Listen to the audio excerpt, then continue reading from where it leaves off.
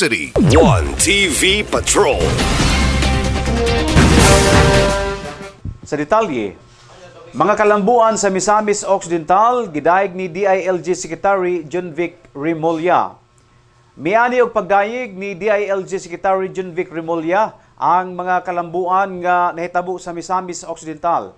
Sa iyang pagbisita sa probinsya dili Palangdugay, isip pinasidunggang mamumulong sa araw ng parangal sa Bayfront Arena, Oroquieta City, iyang gitandi ang Misamis Occidental sa probinsya sa Cavite nga kanhi na ilang usa ka samok nga lugar sa nasud nga gilubluban sa mga illegal o kriminal o pinaagi sa hugot nga kampanya inanay nasulbad ang baong problema.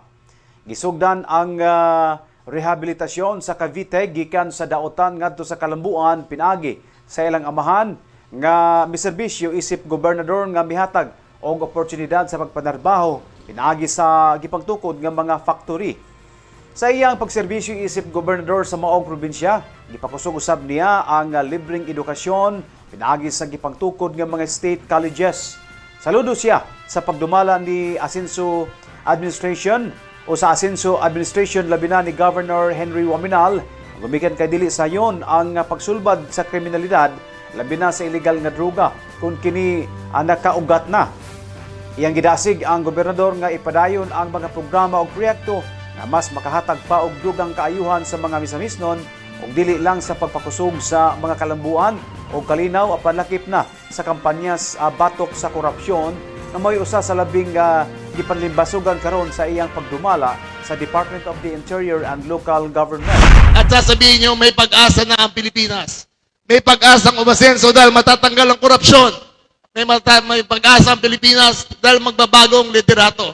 Panalangin ko na lang na sana sa mga darating na panahon ng piliin ng buong Pilipinas ay mga leader katulad ni Governor Uminal na wala nang ginawa kundi minahal ang kanyang lalawigan at pinakita na kung iniuuna ang serbisyo kaysa sarili, uunlad ang inyong bayan.